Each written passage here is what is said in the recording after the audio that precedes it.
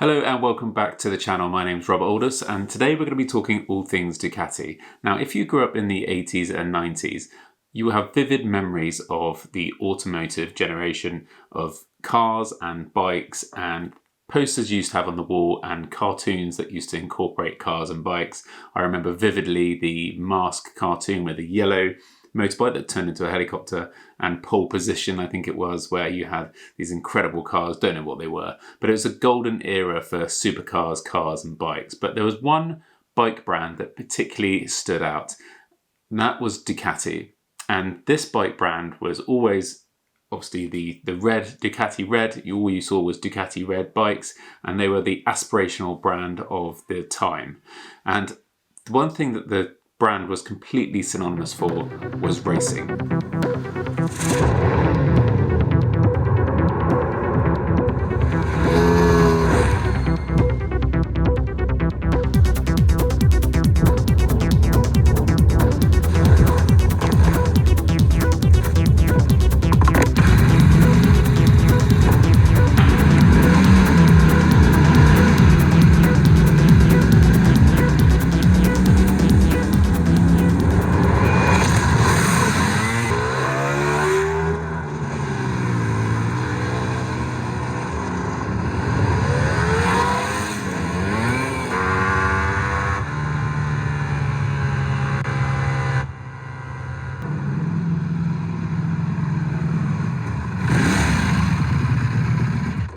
So nowadays, however, Ducati has a whole range of bikes and caters for a number of different types of riders, from scramblers through to adventure bikes and to muscle cruisers.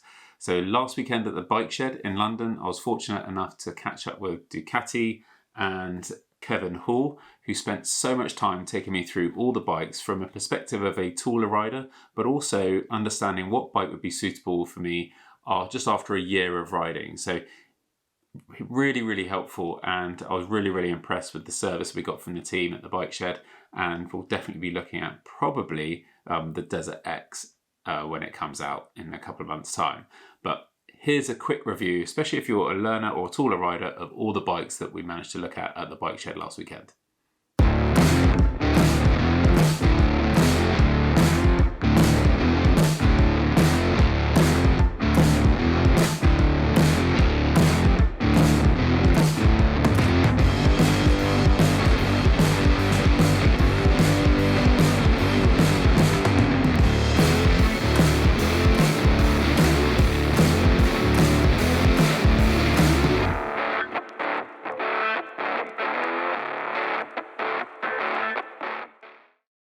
I'm looking at the next bike a year in, Right. and being sort of a bit taller, I think a lot of the bikes that I like just look a bit silly. So you've got two areas to think about. It's the aesthetic. You sitting on the bike, how silly do you maybe feel, or do you think you look? Yeah, And that's kind of, it's all up to you, that one really, isn't it? yeah, So something like the Scrambler here, which is a very low bike, it's great if you're a short person like me. You can get on that quite easy, but you may not feel so comfortable on it because it's quite diminutive. right. But the bit that really matters from a practical point of view rather than aesthetic is the gap between the seats and the foot peg. Okay. The smaller that gap is for a taller rider, the less comfortable it's going to be because your legs are going to be of a more acute angle. Yeah. Okay. That's the objective part, not the subjective part. And what scrambler is this? This is the 800 Scrambler.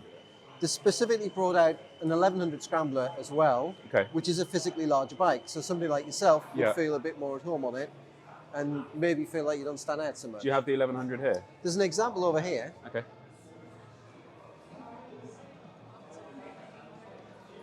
Oh, this looks nice. So this one's the Scrambler 1100 Sport Pro. It's got the bigger engine, but the most important thing, it's a bigger frame all round. It's a wider tank, slightly longer wheelbase, a taller bike. Okay. So you may feel more comfortable on it as far as the aesthetics are concerned. Yeah. The peg to seat position is about the same though. Okay. So my leg would still be quite tucked up. It would be tucked up about the same amount as a Scrambler, which isn't very actually. You know, you compare that to things like a Panigale or a Super Sport or a Monster, the pegs are higher. Right, okay. That's done so you've got more ground clearance when you're leaning over. Yeah. But it does mean that you've got a more acute angle on your Sure. leg. Okay? So what's really important for comfort is the gap between the seat and the foot peg. Okay. This is why test rides are important. Yeah.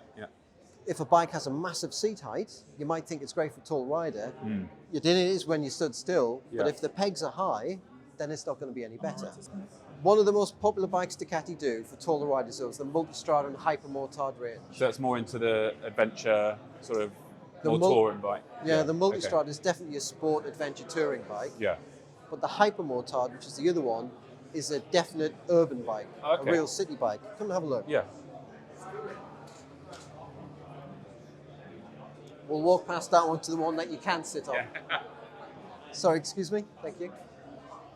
So, this is a lightweight sports motorcycle based on the supermoto racing style. So you have complete minimalism. You've only got what you need. Keeps the bike nice and light. Now, this is popular with taller riders because it's got a tall seat height. It's a physically large bike. Yeah. So the subjective part of being a taller rider is catered for. Throw a leg over this one, see how it feels.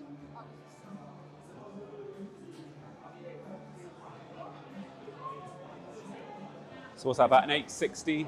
Is it 860, the seat height? I'd have to check, Yeah, I can't about remember the 860. figure offhand, sorry. It feels, yeah, that feels quite comfortable. It feels very short wheelbase though, right? It is a very short, because it's a lightweight sports bike. Okay. It's not an adventure stroke tourer bike. Yeah. The idea of these, they're great in twisty B-road scenarios, Okay. where the short wheelbase allows you to flick it Yeah, around it feels very easy. very, like, so I'm used to my SCR 950, I've got like quite a long stretch on the bars, on the Right. sort of the wider bars. Yeah. So this feels very like into me, into the Yes, body. it Yeah. is. Okay. You're all right at the front of this bike, Yeah. because the way it's got 110 brake horsepower, which is Okay. plenty, Yeah. but it's got very short gearing, Okay. so it's very wheelie active, because it's a bit of a city B-road hooligan bike. You need to be quite confident to ride this as well, right? So it's Yeah, more and of you an might want to experience. be quite aggressive. Yeah. And you don't need to be experienced because of the rider modes. Most of the Ducati range, or in fact all of the Ducati range over 800cc, have different rider modes. 3, sometimes 4. And the rider modes change how the bike behaves. Changes how much power you get, how much traction control you get, how much ABS you get, and then depending on the model, how much wheelie control, how much slide-by brake, and all that kind of stuff. So in urban mode, it's a very gentle, easy to ride bike. It drops the power down from 110 to about 80, thereabouts, but you get maximum traction control, maximum ABS, so it's a real pussycat So quite ride. good if you're just quite new to biking. Yeah. So this one, or maybe the Scrambler range, is probably best if you're quite new to riding, do you think? So this will be suited to somebody who's just passed their test, Yeah. because you can put it in the urban mode, Okay. and it drops the power down. Yeah. The Scramblers are suited because they're already of a very easily and accessible power set, Yeah. around about the 75 or 85 brake horsepower. Okay, so that's Yeah. a bit more friendly to Exactly. the newer rider. So Yeah. if you're a tall, newer rider like myself, maybe Yeah. the 1100 Scrambler might be a good option to look It at. certainly would. Yeah, Yeah, okay. because again, it also has rider modes, cornering ABS, which Okay. is great for confidence in the city, Yeah. and traction control as well. Okay. And I suppose if you're a little bit more experienced and want to go sort of more touring and adventure, then you move on to something like the Multistrada. So the Multistrada it's a good town bike, but not as light and flickable and nimble as this. So it can be ridden in town quite happily as a commuter, especially the 950 version. But its biggest strengths over something like the Hypermotard is all the fairing. Big fairing, big tank. You have a long range in that tank. You have a lot of protection from the fairing. And as you find out when you sit on this one, the foot peg, seat to peg gap is even bigger. Okay. Make it much more comfortable. Yeah. Give it a go. Thank you. I'll just come around this side. Yeah. Is this the 900, did you say? No, this is the V4. We don't have a V4. 950 here, Okay. I'm afraid. You'll find the riding position though, the seat bar peg ratio is very Yeah. similar between the two. Okay. So is this on the same seat height as this one? Is this a normal seat height? So or- this is an earlier model 1260 V twin, and this replaced that model there. Got it. Okay? Okay. Yeah, because this actually, seat height on the Supermoto feels probably higher than this one. It probably is a little, Okay. and that's firmer because it's a sports bike. It's Yeah. a firmer suspension setup. This, being a sport touring bike, has a more comfortable suspension setting. And do you have a higher seat height for this as well? Or Yep. not? You do, yeah. You can get adjustable. The seat itself is adjustable already. Okay. You've got 3 positions from standard. Yeah. But also you can get a comfort seat, which is a thicker foam, which Okay. will make it more comfortable. And in terms of for a pillion as well, I think, because I was looking at the Diavel Yeah. for me, but for a pillion, that's probably not going to be great. But so this, if you're going to carry someone a lot on a bike, it's more the adventure style This is bike, a right? premier type pillion Yeah. bike, yeah. Because Okay. not only have you got a nice large seat, so there's plenty of room for the pillion to move around on. Yeah. You got big grab handles, Okay. and you get a top box, so you can get a top box Yeah. with a backrest on it. So Ah, pillion okay. riders would feel very comfortable. Yeah, yeah. You're very Okay, secure. got it. And is it all right to have a look at the Diavel as well? Yes, Is come that on one? over. So that was this- sort of my, when I only passed my test a year ago, right? So Congratulations. thank you. And I've done quite a lot this year. I've done the Marley Rally and Wells 500 off-road and that sort of stuff. But Yeah. I think this was always the bike that I wanted, but I'm not 100% sure whether it's the So- right set. This one is the X Diavel, not the Okay, Diavel. so this is it's the one up. No, the Diavel and the X Diavel are 2 different models. Okay. The X Diavel is the cruiser. Yep. Cruiser means your foot pegs are set far forward Rather than mid. rather than mid. So they're Okay. not underneath you, they're in front of you. Handlebars are also higher and wider. Yeah, So you've got the armchair riding position. got it. As the name suggests, cruisers are designed for kind of just taking it easy, relaxing, riding around. Yeah. They are naked, so wind blast you're not protected from. Yeah, They are very low. yeah. So they're very easy for everybody of all heights to sit on. Okay. But the benefit to you as a taller rider is with the foot pegs being in front of you, there's very little bend in the knee. Yeah. It makes it very comfortable. Okay. Am I right to take it? Yes, indeed. Also, feels nice. So the knee still comes quite high, right? So your knees are sat quite high on it, Yeah. but the angle, which is Yeah, the it's thing quite that more causes comfort, comfortable. is more So you've obtuse. got than more of an yours. angle here, less Yeah. of an angle at the knee. That's right. Okay. But one of the big things about this particular model, the X Diavel, is those foot pegs can be moved. Okay. At the moment, they're at the most rear setting Okay. of the 3. You can see just here, you've got 2 more sorry. bolt holes. So I've got at least an inch there. So, I'd say more like Yeah. 2 inches, I'd say there, Okay. that you can move it forward and make it even more comfortable. Yeah, You okay. can also get an accessory forward set footrest, would take it even further forward. so your foot would be like almost there. Yeah, so Yeah. you're a bit higher, but yeah, that's Okay. right. The pillion rider on this bike Yeah, it's not isn't ideal. brilliant capable. So it's more of a single rider. Sorry, Eva. No. However, the Diavel, the other model, which is Yeah. a muscle bike Yeah. instead of a cruiser, has a much more generous pillion seat, more accessible, easier to sit on. Yeah. And it has a built-in grab handle as well, the Diavel. Okay. The one thing that is good about this, though, is that it comes in the backrest as standard. Yeah. Okay. So a pillion sat on there, they might not have much room, but they've got a backrest that lets them know they're not going to slide off the seat. Yeah. Brilliant. Well, I love the feel of this, though. It feels great. In terms of, would you say what's been the best seller for more taller riders for which bikes? Is it the Multistrada? Multistradas, yeah. Yeah.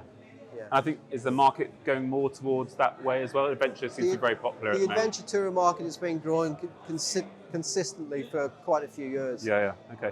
Mostly since Ewan McGregor and Charlie Bowman. That's it. But it already existed then. It just hadn't had as much impact as it has now. Yeah, and I've seen the highlights of. Is it the Ducati adventure bike that's coming out? The twin headlight.